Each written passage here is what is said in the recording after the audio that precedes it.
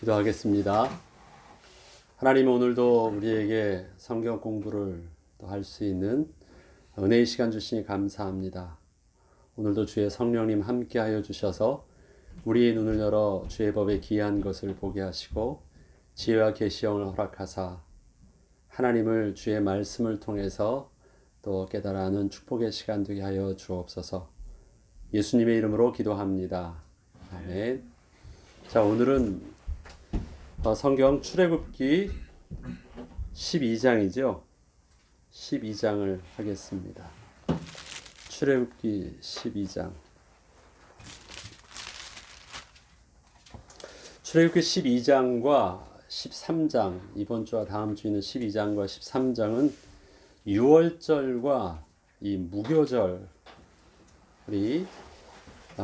잘 나타나 있습니다. 여러분은 유월절과 무교절을 어떻게 구분하고 있습니까? 얼핏 보면요. 왜냐하면 유월절로 지키는 유월절 음식으로 또 유월절이라고 지키는 거는 첫째 날과 일곱 번째 날, 그래서 두 번을 유월절 행사로 하고요. 나머지 그 여섯 날은 무교절이라고 해서 무교절 음식을 먹거든요. 그래서 무교절 기간, 유월절 이렇게 해서 하는데 유월절과 무교절이 같이 붙어 있어요. 그러면서도 그것을 특별히 구분되게 쓰거든요. 그럼 유월절과 무교절이 함께 붙어 있으면서도 함께 절기로서 붙어 있으면서도 구분된 의미가 있습니다. 유월절 절기 기간으로 이렇게 표현하지 않고요. 유월절, 그 다음에 무교절 기간, 그 다음에 무교절 음식 먹는 것, 그 다음에 유월절 기간에 음식을 먹는 것. 조금 그 의미가 있기 때문에 특별히 동시에 유월절과 무교절을 같이 붙여서 지키지만 분명히 다른 의미가 있기 때문에 그렇게 하는 것입니다. 그래서 그 구분들을 이번에 우리가 성경 공부를 하면서 좀 잘 이해하는 시간이 되었으면 좋겠습니다. 자, 1번. 이스라엘 종교력의 첫 달은 어떤 절기를 기준으로 정하였습니까? 12장 몇 절로 나와 있죠? 12장 2절을 우리 같이 한번 읽어보죠. 시작. 이 달을 너희에게 달의 시작 곧 해의 첫 달이 되게 하고. 그러니까 이 달을 본래대로 하면 그 이스라엘은 민간력이 있고 종교력이 있죠. 그래서 일반 그 바벨론의 음력의 그 카렌다를 쓴 본래 민간력이 있고요. 그거를 늘 쓰다가 하나님께서 특별하게 이스라엘 백성들에게 절기를, 그게 제일 중요한 시작점이니까 이스라엘의 그 해방되었던 그 절기를, 의미 있는 유월절의 절기를 첫 시작으로 해서 하나님께서 다시 스타트하게 하셨습니다. 그래서 그 달을 첫 달이 될 수 있도록 했습니다. 그래서 그 달이 일반 민간력으로 본다면 4월 달이에요. 그래서 4월을 종교력의 첫 달로 해서 지킵니다. 그래서 이스라엘 달의 이름으로는 니산월 14일이 유월절에 시작되는 날입니다. 아무튼 그만큼 이스라엘의 종교력의 첫 달이 되도록 시작점이 되는 어떤 중요한 그 기준점을 어떤 절기를 기준으로 했다고요? 유월절. 그만큼 중요한 의미가 있는 절기입니다. 얼핏 보면 우리나라의 뭐 광복절과 같은 느낌이 있지만 단지 어떤 광복절과는 좀 더 다른 영적인 중요한 의미가 더 많이 들어있죠. 2번. 이스라엘 백성이 10번째 재앙에 대하여 취한 어린 양의 수는 가족별로 어떻게 정하였습니까? 자, 이거 정확하게 아셔야 돼요. 한번 성경 읽어봐 주세요. 12장 몇 절이요? 3절 한번 읽어봐 주세요. 너희는 이스라엘 온 회중에게 말하여 이르라. 이달 열흘에 너희 각자가 어린 양을 취할지니 각 가족대로 그 식구를 위하여 어린 양을 취하되. 그 다음에 4절. 그 어린 양에 대하여 식구가 너무 적으면 그 집의 이웃과 함께 사람 수를 따라서 하나를 취하며 각 사람이 먹을 수 있는 분량에 따라서 너희 어린 양을 대장할 것이니. 자, 어린 양을 어떻게 취한다고요? 19에 따라 사람 숫자에 따라서 사람이 그 안에 5명이면 어린 양을 몇 마리요? 잘 보세요. 어린 양의 숫자가 어떤 숫자로 계산돼요? 가족의 잘 봐보세요. 다시 4절 다시 한번 읽어봐 주세요. 영어로는 a lamb for his family, 예. A lamb for a household. one for each household. 그러니까 어떻게 되냐면요. 가족 수대로 취한다라는 그 말이 뭐냐면 가족이 먹을 수 있는 거예요.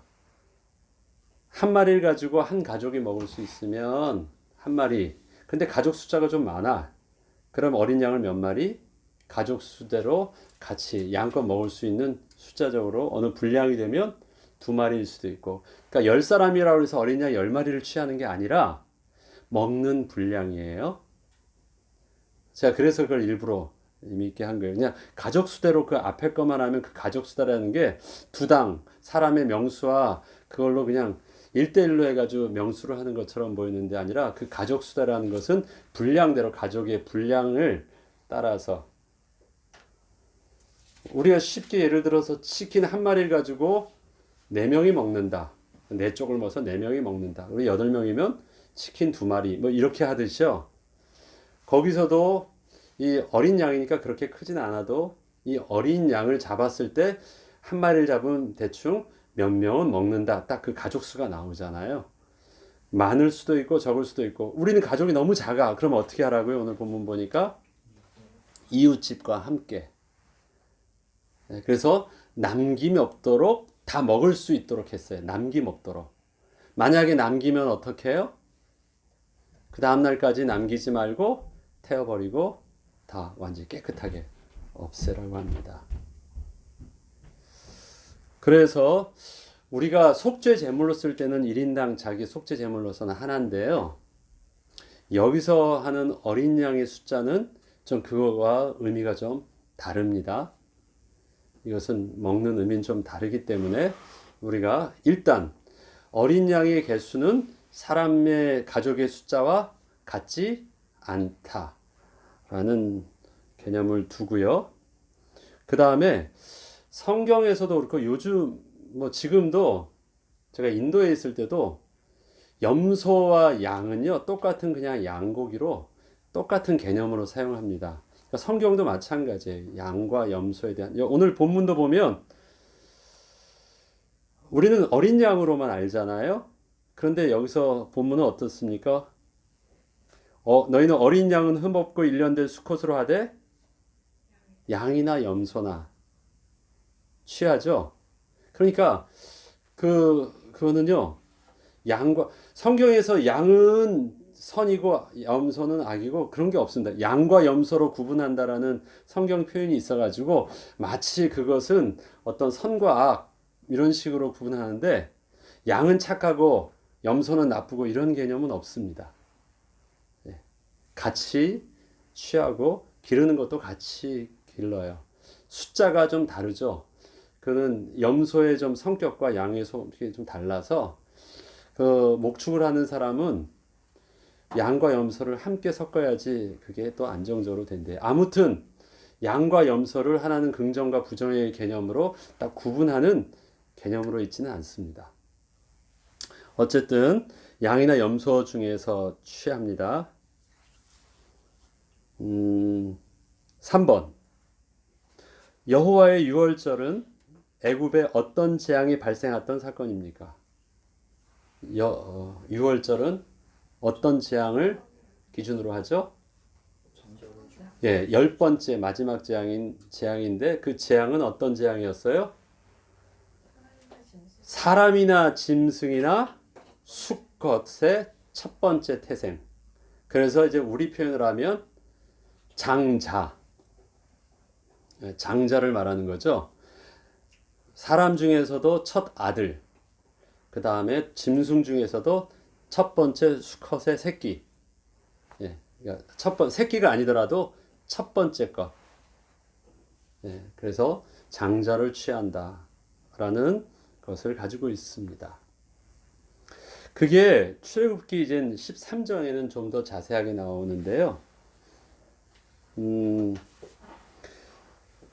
자, 이 내용이 자세하게 나와 있는 게 12장 12절부터 13절이죠.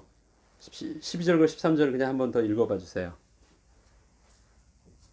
내가 그 밤에 애굽 땅에 두루 다니며 사람이나 짐승을 막론하고 애굽 땅에 있는 모든 처음 난 것을 자, 애굽 땅에 있는 모든 처음 난 것인데 애굽 땅에 있는 것입니다. 그럼 고센 땅도 애굽 땅이죠? 네. 모든 땅입니다. 거기에 모든 처음 난 것을 다 친다. 다 목숨을 이제 거두겠다고 하십니다. 그리고요. 애굽의 모든 신을 내가 심판하리라. 나는 여호와라. 내가 애굽 땅을 칠 때 그 피가 너희가 사는 집에 있어서 너희를 위하여 표적이 될지라. 내가 피를 볼 때 너희를 넘어가리니 재앙이 너희에게 내려 멸하지 아니하리라. 자, 피는 생명이에요. 그리고 피가 흘려졌다라는 것은 생명이 죽은 걸 말합니다. 그럼 피가 발라져 있다는 것은 생명을 죽였다라는 것이죠. 여기는 이미 죽었다라는 것이에요. 죽음의 천사가 다 죽이면서 가는데 여기는요, 이미 그 죽음을 치렀다라는 것을 증거로 보여주어요. 그래서 거기에서는 죽음의 천사가 그 피를 보고 유월, 담을 넘어간다 해서 유월. 그래서 넘어가는 것입니다. 그냥 패스 오버 하는 것입니다. 죽음을, 그 피는 이미 그 죽음의 값을 치렀다라는 의미입니다. 그게 바로 열 번째 재앙. 열 번째 재앙은 첫 태생, 애굽에 있는 모든 첫 번째 난 짐승과 사람의 그 첫 번째 난 생명을 취한다라는 것입니다. 그럼 왜 취할까요? 우선 4번을 보죠. 하나님께서 애굽 땅을 치실 때 이스라엘 백성을 위한 표적은 어떤 것이었습니까? 어린 양의 피가 울줄 알았다. 13절 다시 한 번 더 읽어봐 주세요. 12장 13절에요. 내가 애굽 땅을 칠 때 그 피가 너희가 사는 집에 있어서 너희를 위하여 표적이 될지라. 내가 피를 볼 때 너희를 넘어가리니 재앙이 너희에게 내려 멸하지 아니하리라. 그 표적은 분명히 그 피를 보고 넘어간다고 했습니다. 다른 이유는 아무것도 없어요. 그 안에 누가 사느냐? 뭐 그런 거 묻지도 않습니다. 몇 명이 있느냐? 뭐 그런 것도 묻지도 않습니다.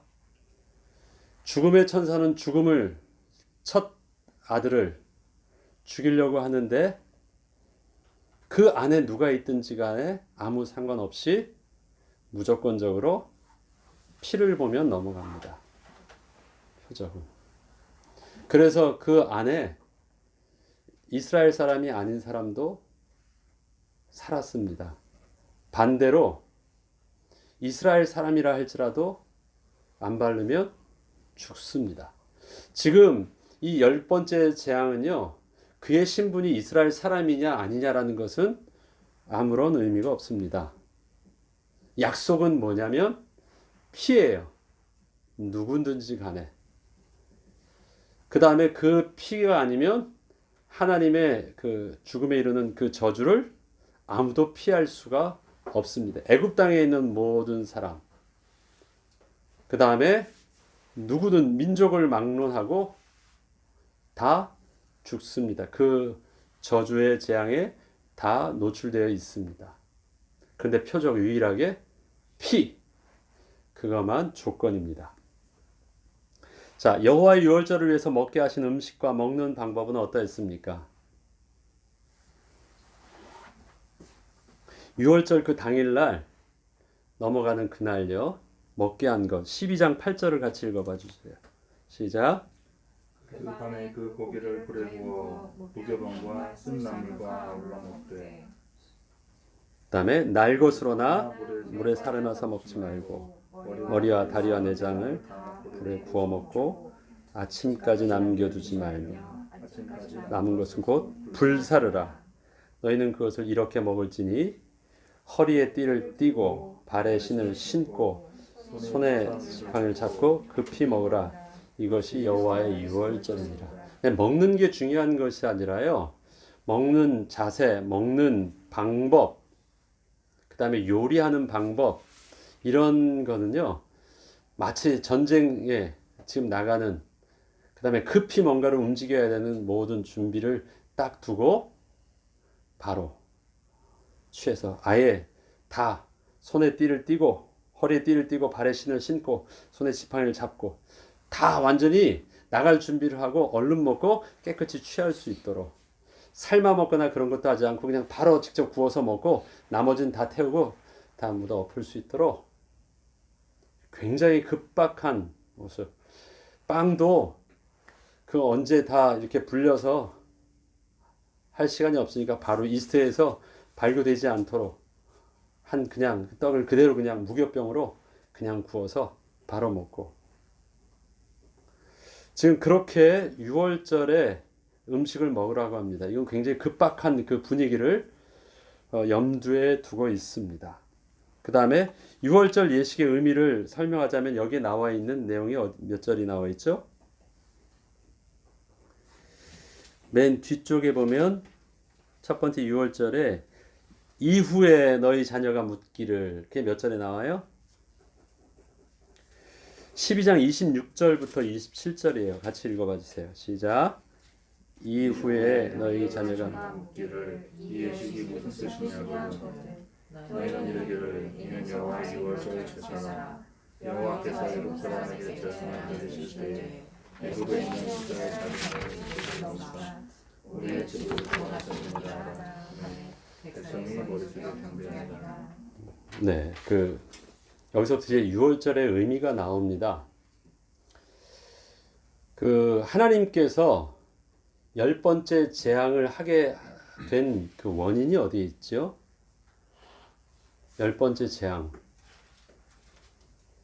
계속해서 바로왕에게 내 백성을 내보내려 하는데 바로왕이 어떻게 한 거예요? 거절한 거예요. 그리고 그 하나님의 말에 불순종한 거고요. 그 다음에 하나님을 대적한 거예요. 그 결과가 무엇입니까? 하나님과 대적한 것, 하나님 말씀에 불순종한 것, 그것을 성경은 죄라고 합니다. 죄는 하나님과의 분리됨인데 하나님과의 분리됨을 우리의 실존의 의미로 본다면 생명의 근원으로부터 분리된 것, 그것이 바로 내 말에 불순종하면 정령 죽는다는 것입니다. 죽음이에요. 왜 10번째 재앙이 그동안의 그 일반 재앙과 근본적으로 다르냐면 하나님께서 마지막으로 보여주려고 했었던 사람들을 어렵게 하는 힘들게 했었던 그런 질병과 자연의 재해와 그런 어려움의 재앙과 근본적으로 다른 것은 하나님을 대적한 구체적인 근본적인 죄, 그게 바로 죽음이거든요. 그게 죄예요. 죄. 가장 죄의 본질입니다. 그래서 죽는 거예요. 죽음이에요. 그래서 10번째 재앙의 핵심은 뭐냐면 애굽의 바로왕이 하나님을 대적했고 하나님의 말씀을 거부했다. 그거에 따른 재앙이 바로 생명이 취하는 재앙입니다. 그게 10번째 재앙인데요. 그 10번째 재앙에 애굽 사람만 있지 않고요. 애굽에 있는 모든 사람이 다 있어요. 거기에 있는 누구도 있어요. 그 땅에 있는 이스라엘 백성들도 다 있습니다. 그들은 이스라엘 백성이기 때문에 예외되고 예외되지 않고가 아니라 모든 사람이 죄를 범하였으며 하나님의 영광에 이르지 못하는 것, 그것이 모든 인간이 가지고 있는 실존이거든요. 죄거든요. 애굽이라는 것은 상징적으로 이 땅의 세상 권세 앞에 있는 이 땅의 모든 나라를 상징합니다.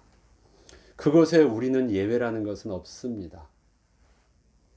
우리의 모습도 특별해서 구원을 얻을 만큼 하나님의 은혜를 받을 만한 어떤 특별한 혈통과 조건과 이유가 우리에게도 아무것도 없어요. 이스라엘 백성들이 구원을 얻은 것은 그들이 이스라엘 백성이었기 때문이 아닙니다. 그들이 뭘 붙잡았기 때문에요? 하나님 말씀을 순종해서 그 말씀대로 피를 발랐기 때문인 거예요. 불순종해서 망하는 저들에게 순종한 거예요. 네. 한쪽은 불순종해서 망한 것이고 한쪽은 순종함으로 구원을 얻은 것입니다. 이스라엘 백성이니까 그 전까지는 구별을 어떻게 했습니까? 하나님께서 고센 땅과 애굽 땅을 구별하셨어요. 흑암 중에서도 고센 땅만 빛을 비추게 하셨고요. 모든 재앙 속에서도 이상하게 그 고센 땅만 재앙이 임하지 않게 하여 주셨습니다. 그런데 이 10번째 재앙은요, 고센 땅만 죽음의 천사가 그 고센 땅으로 들어가지 않은 것이 아니라 모든 하나님 앞에 범죄한 백성은 다 죽는데, 모든 사람은 다 하나님 앞에 범죄한 백성인데 하나님께 순종한 자만 산 거예요. 그게 유월절의 비밀입니다. 그리고 유월절은 하나님의 불순종한 것은 그 대가가 죽음인데, 유월절에서 살 수 있는 답은 무엇입니까? 그 대속의 죽음을 이미 취한 것. 하나님의 약속대로 그 죽음을 어린 양으로 대속을 취한 것은 그 사람들만 산 것입니다. 그게 바로 유월절이에요. 그래서 이것은 하나님과 인간과의 이 근본적인 이 죄 문제를 다루고 있는 것입니다. 그래서 애굽 사람이 재앙을 내칠 때 이스라엘 자손의 집을 넘사 우리 집을 구원하셨다라는 표현을 하는데, 우리가 구원을 받게 된 것은 그 하나님께서 말씀하신 대로 우리가 어린 양을 이미 잡아서 그 피를 이미 발랐다라는 것입니다. 6월절이고요. 7번, 이스라엘 백성이 떡을 굽지도 못하고 발교되지도 못한 떡반죽을 들고 출애굽을 할 수밖에 없었던 이유는 무엇입니까? 이젠 또 무교절에 대한 부분들을 좀 이해하는 건데요. 이 내용은 어디에 나오죠? 12장 몇 절이요? 맨 저 뒤쪽에 출애굽기 12장 33절 같이 읽어보죠. 자, 시작. 애굽 사람들은 말하기를 우리가 다 죽은 자가 되도다 하고 그 백성을 재촉하여 그 땅에서 속히 내보려 하므로 그 백성이 발교되지 못한 반죽 담은 그릇을 옷에 싸서 어깨에 매니라. 자, 고기는 어린 양은 뭐냐면 그 죄사함, 생명의 대속함에 비밀이 있습니다. 근데 무교병, 발교되지 못한 떡은 어디에 의미가 있냐면 급히 그 애굽에서 구원받았다라는 것이에요. 급히 그들이 도망 나왔습니까? 아니에요. 그들은 도망 나오지 않았어요. 저들이 빨리 나가주세요. 그들이 워낙 무서우니까. 하나님의 재앙이 너무 무섭고 이게 대단하니까 더 이상 버틸 수 없어서 이스라엘 백성들을 급히 나가라고 한 거예요. 그때 그들이 지체하지 아니하고 나오려고 보니까 뭐 이것저것 도시락을 싸고 그 다음에 제대로 음식을 만들어서 준비하고 뭐 할 겨를이 아무것도 없는 거예요. 급하게 그때는 반죽을 구울 시간도 없었어요. 그래서 그들이 나올 때는 어떻게 했습니까? 반죽한 것만 가지고 들고 나왔어요. 네. 발교되지 못한 그거를 반죽한 거를 구울 시간도 없었다고요. 그냥 무조건 떡반죽 잔치를 해가지고 그것 가지고 나가라 그러니까 그냥 막 밀려서 나온 거예요. 그렇게 못 나왔고 애굽에 400년이 있는 동안 그렇게 마음이 있어서도 저들에게 꽉 잡혀서도 아무것도 못하고 거의 붙들려 있었는데 하나님의 시간표가 되니까 버틸 만한 시간도 없을 정도로 지체할 시간도 없이 하나님이 막 밀어붙이신 거예요. 그렇게 애굽에서 그 구원이 이루어진 것입니다. 우리가 이런 말을 해요. CCC의 김중원 박사님이 그러셨죠. 그리스도의 계절이 오게 하자. 그리스도의 계절 표현을 많이 합니다. 겨울이 좋다고 아무리 에어컨을 계속 틀어도요. 오는 봄과 여름을 막을 수 있습니까? 여름이 좋다고 겨울이 싫다고요. 아무리 따뜻하고 해도 낙엽이 떨어지고 또 오는 겨울은 막을 수가 없어요. 이 땅에 움직여지는 계절의 변화도 인간이 속수무책으로 오면 그냥 그렇게 그 계절 속으로 들어가는데 하나님께서 이 땅에서 시간표가 돼서 또 하나님이 이 땅에 하나님 나라를 회복하는 그 시간표가 와서 재림주로 오신다고 할 때 누가 그것을 막을 수 있을까요? 그것을 CCC에서는 이 땅에 하나님 나라 그리스도의 계절이 오게 하자라는 그 모토를 두고 했었죠. 그렇습니다. 하나님께서 시간표를 두시고 애굽의 긴 하나님의 침묵의 시간이 있었습니다.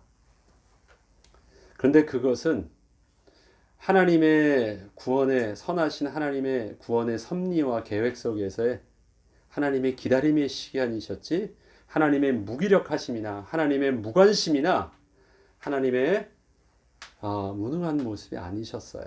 악하신 모습도 아니셨습니다. 그것이 우리를 향하신 하나님의 놀라운 계획 속에서의 완벽한 하나님의 시간표였어요. 그것을 잘 모르고 있었던 그 하나님의 백성들은 그 시간은 너무너무 길어 보였고 그 다음에 하나님이 안 계신 것처럼 침묵의 시간처럼 하나님은 어디 가셨냐라고 원망하고 답답한 시간처럼 보였지만 지난주에 말씀드렸죠. 하나님은 그 땅과 그들이 가야 될 아모리 족속이 지금 힘을 발휘하고 있는 가나안 땅, 그다음 이스라엘 백성들의 영적인 상태와 또 심지어는 모세의 시간표, 이 모든 것 하나님의 시간표 속에서 기다리시다가 때가 되니까 하나님께서는 갑작스럽게 모세에게 나타나시고 하나님께서는 그때서는 막 모세를 밀어붙이시고 이스라엘 백성들에게 또 애굽 사람들에게 하나님 여호와 하나님 되신 비밀들을 드러내 보이기 시작하시고 때가 되니까 저들이 붙잡고 있는 건 줄 알았는데 붙잡고 있는 것이 아니라 하나님이 그냥 거기다 두신 것이었어요. 그들이 잡았으니까 못 갔나요? 아니에요. 그들이 붙잡고 있어서 이스라엘 백성이 잡혀 있는 줄 알았는데 하나님의 시간표가 되니까 빨리 좀 나가주세요 하고 있어요. 급하게 밀어붙여요. 잡고 있는 것이 아니었어요. 그들이 빨리 나가주세요 하는 것은 뭐예요? 우리가 잡고 있는 것이 아니라 이 속에서 주관하시는 분이 따로 있음을 알고 그들이 그 하나님을 두려워하기 시작한 거예요. 너희들 때문에 우리까지 죽게 생겼다. 이스라엘 백성이 두려워서 나가라고 한 것이 아닙니다. 이스라엘 백성의 주인 대신 왕 대신 이스라엘 백성의 하나님이 저들은 두려운 거예요. 그래서 빨리 나가달라고 하는 것입니다.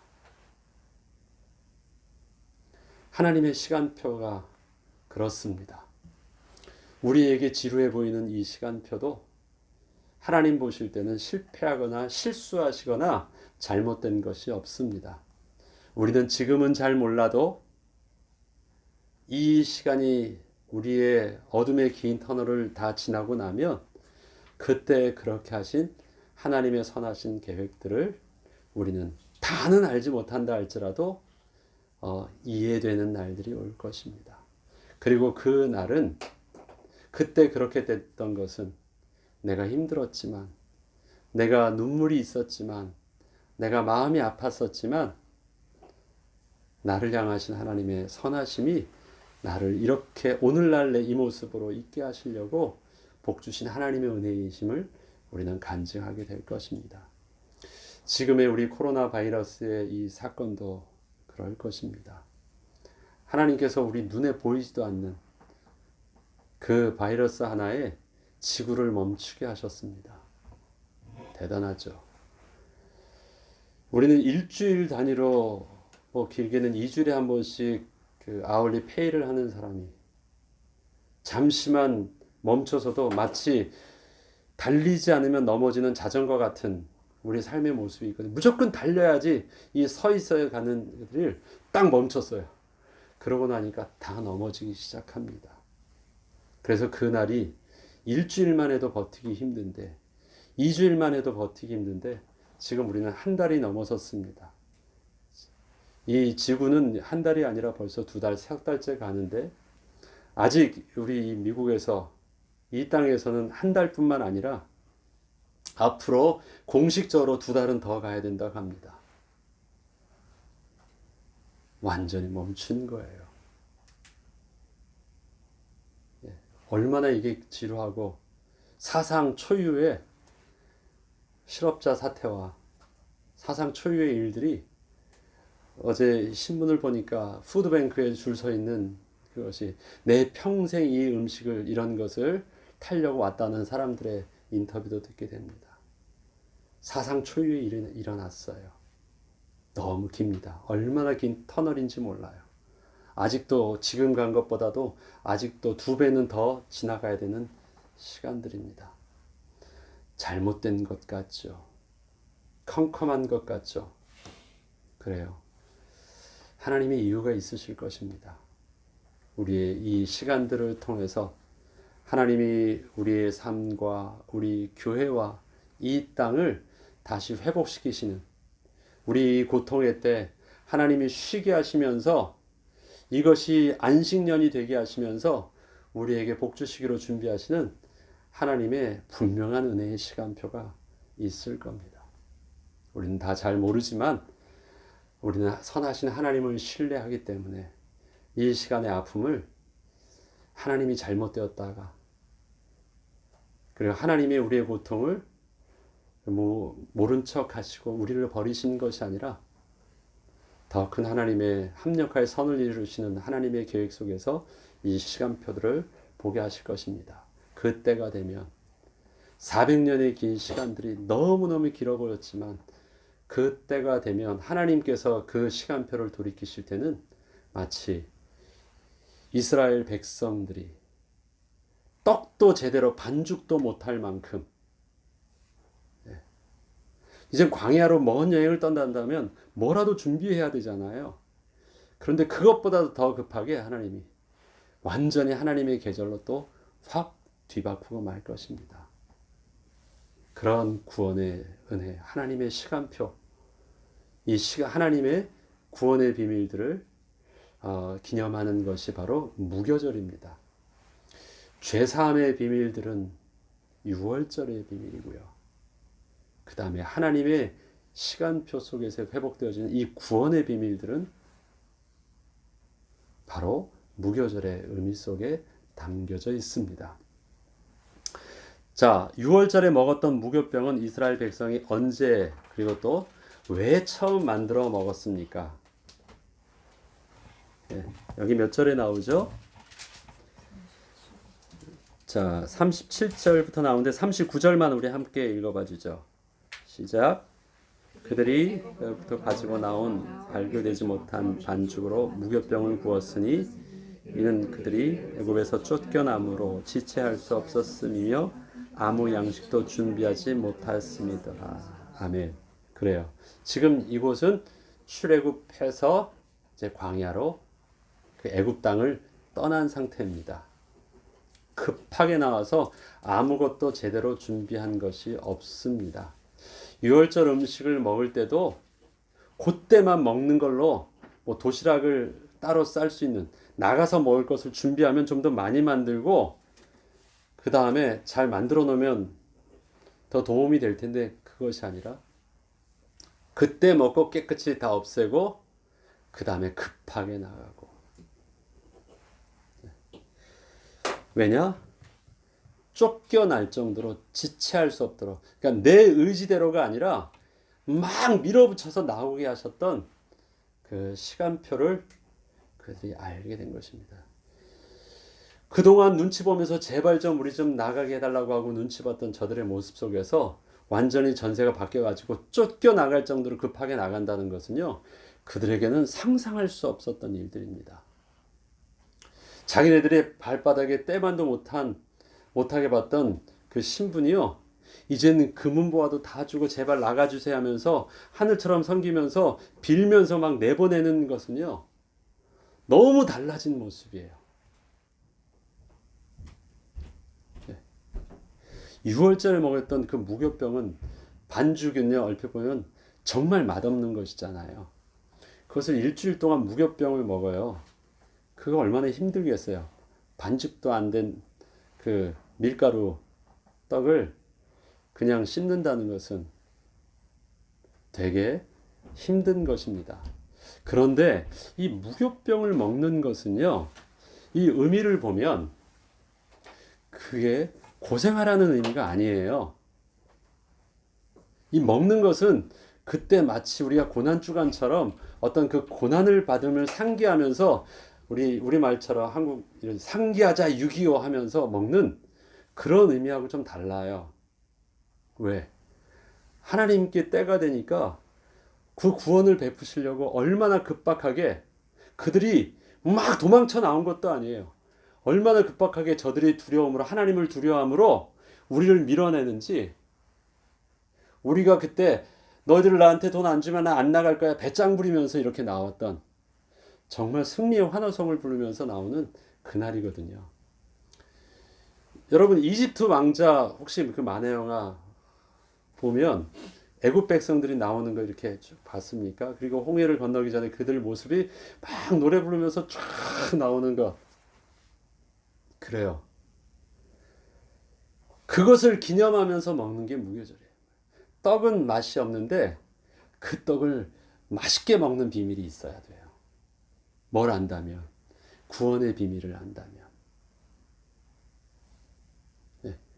이 떡이 맛이 없으니까 의미가 굉장히 우리에게 고난을 주는 것처럼 보이는데, 그 맛없는 떡, 평상시에는 늘 집에 있다면 잘 맛있게 시간을 두고 잘 요리해서 만든 그 떡과는 전혀 다른, 광야에서 먹는 맛 하나도 없이 제대로 준비도 되지 않은 그 떡이 먹을 때 그들은 맛을 어떻게 느꼈을까요? 정말 맛이 없는데 그랬을까요? 마른 건빵이 제 훈련할 때 먹는데 정말 맛있더라고요. 평상시에 먹으면 정말 맛이 없는데 이 군용 건빵이요. 그거를 훈련할 때 배고플 때 그 행군할 때 하나씩 씹어 먹는데 너무너무 맛있더라고요. 그 건빵을 제가 기억하는 게 있습니다. 신병 때 이 행군을 하는데요. 아무것도 없었어요. 영하 20도 되니까 수통도 완전히 다 말라가 이게 얼어가지고 물도 안 나와 이 수통이. 근데 지나가던 그 일반 그 다른 부대 형사가 너희들 어디 고향이 어디야 고향이 어디야 근데 나는 뭐 경기도요 뭐 나는 전라도요 경상도요 하는데 저는 그때 뭐라고 했냐면 전 제주도라고 그랬거든요. 저는 태어난 곳이 제주도니까 뭐 살기는 별로 안 썼는데 저희 아버님이 거기서 목회하실 때 그래서 제주도에 했는데 한 사람이 너 제주도야 그러면서 그 지나가면서 나한테 건빵 하나를 던져준 거예요. 그래서 그 건빵을 딱 들고 그 가면서 이 행군 자체가 되게 힘들잖아요. 추운데.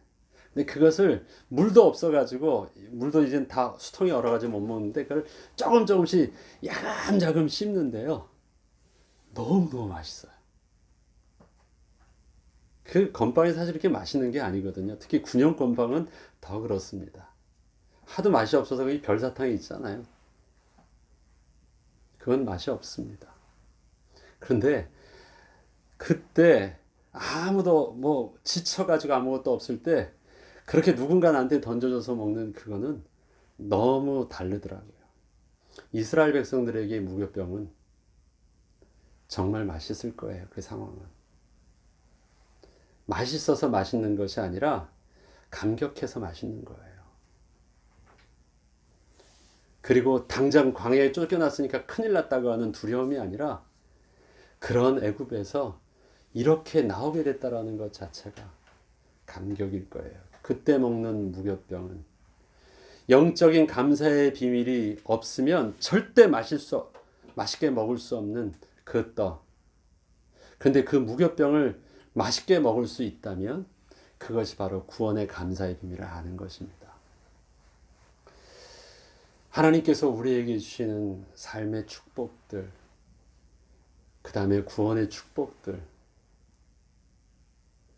내가 예수 그리스도를 믿음으로 고백하기 때문에 불편해진 삶이 있다면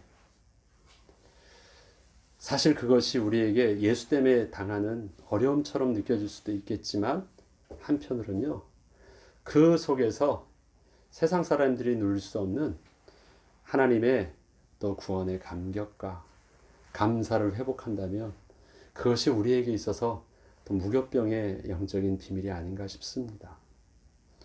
다른 사람하고 똑같은 환경이에요. 지금 이 환경은 누구는 더 특별하고 누구는 그렇지 않습니다. 다 똑같이 코로나 환경에 있습니다. 어느 면으로는 다 이 어려움에 노출된 것처럼 보여요. 그러나 하나님의 백성에게 주어지는 광야에서 먹는 떡은 또 다 준비 없는 것처럼 똑같이 먹는 어려운 음식처럼 보이지만 그곳에서 또 다른 하나님의 영적인 의미를 발견하고 선하신 하나님의 인도하심의 비밀을 붙잡는 자에게 있어서 이 환경은 꼭 그렇게 꼭 힘든 절망의 순간은 아닐 수도 있을 것입니다. 우리 이런 기도를 했으면 좋겠습니다. 내가 지금 불편하게 먹는 무교병과 같은 음식을 먹는 이 어려움의 상황 속에서 하나님의 구원의 은혜에 감격할 수 있는 선하신 하나님의 인도하심의 비밀을 내가 감격함으로 이 무교병과 같은 이 환경을 맛있게 먹을 수 있는 또 기쁨으로 감당할 수 있는 은혜의 기간이 되도록 기도해야 되겠습니다. 우리에게 6월절의 비밀, 우리의 무교절의 축복들과 그 비밀, 또 이번 한 주, 또 다음 주에 13장은 좀 더 이 부분들을 구체적으로 다루고 있는데 그런 기간들을 통해서 선하신 하나님에게 하나님의 인도하심을 우리가 잘 깨닫고 올바로 인도받는 우리가 되길 주 이름으로 축원합니다. 기도하겠습니다. 하나님 아버지, 이 땅에 그 누구도 거룩한 자 없고 의인은 없습니다. 모두 다 죄인이요 하나님의 은혜의 구원의 빛이 아니면 예수 그리스도의 보혈의 공로가 아니면 거룩한 백성으로 나설 자가 하나도 없는데 하나님 오늘 구약의 유월절의 비밀과 무교절의 비밀을 통해서 우리 삶에 베푸시는 선하신 하나님의 은혜들을 다시 확인할 수 있게 하여 주시니 감사합니다. 하나님, 지금 있는 우리의 어려움의 상황들 믿음으로 잘 극복하며 감당하게 하시고 선하신 하나님을 찬양하며 믿음으로 고백하는 은혜 가운데 승리하는 기간 되게 하여 주옵소서. 한 주간도 우리의 몸이 건강케 하시고 또 아파서 어려움 당하지 아니하도록 특별히 하나님 인도하여 주옵소서. 감사드리며 우리 주 예수 그리스도 이름으로 기도합니다. 아멘.